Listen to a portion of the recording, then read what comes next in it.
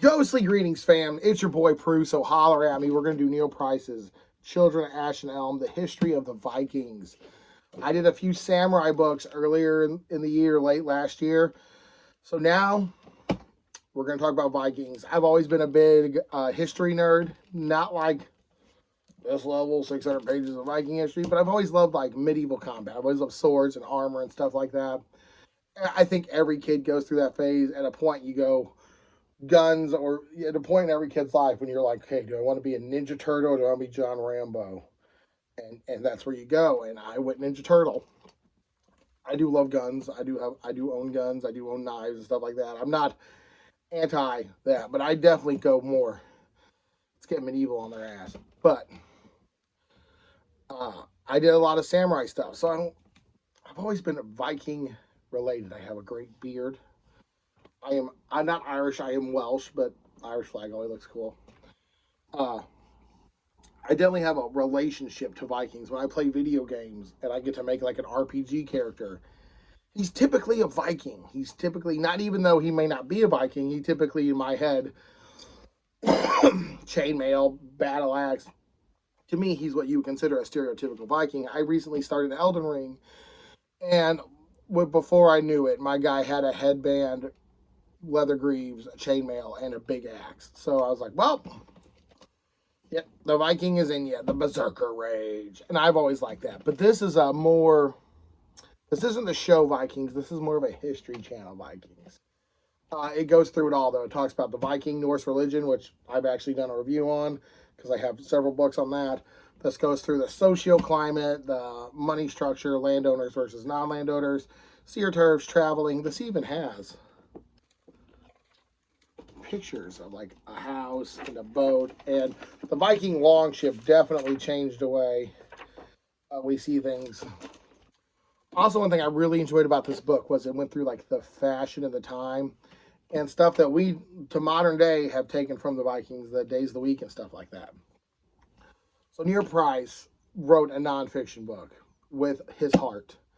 I could tell every word, every line. I read each page with passion. Like, he definitely wasn't just, he definitely like took a topic and he poured his heart and soul out. So Neil Price, thank you for that. That's always awesome. I can sense enthusiasm into somebody's art, writing, music, whatever. When you're enthusiastic about it, I can kind of tell, and that makes for the more enjoyable reading experience for me. However, I'm not going to lie to anybody. This is 600 pages of Viking history. So before you commit to finishing this book, you have to be really interested in Viking history. You have to really want to know where they were from, what the landscape was like, why they conquered and raided, why they tried to continue and explore and go through the things. You can't just be casually into Vikings. You like the show. You just enjoy Berserkers. You like Thor. You like the Marvel movies. That's cool. And this would be a good spot to pick up to learn more about Vikings. However, it is a thick one. It's a big boy. 600 pages. This is half as thick as my head. So you have to be really, really wanting to learn Vikings to go through 600 pages.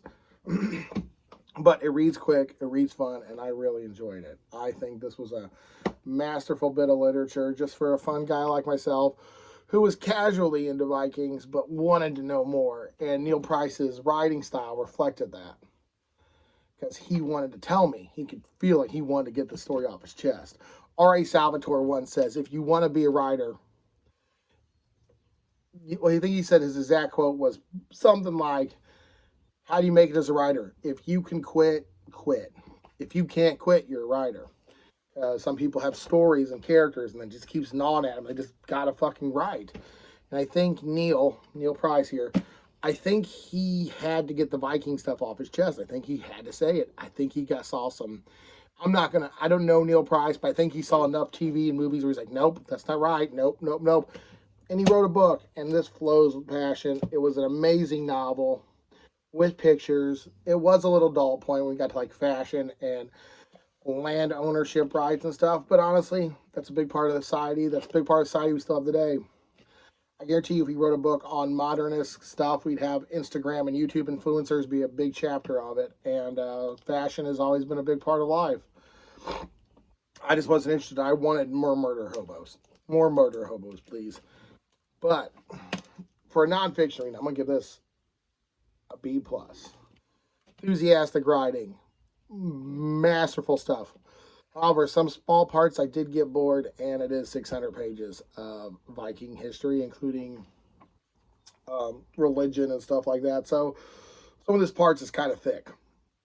I think we could have edited this down to about a 450-page book on Viking history, and it would have sung. But it was great. B+. B+. That's been your boy Pruitt, guys. Thanks for watching. Deuces.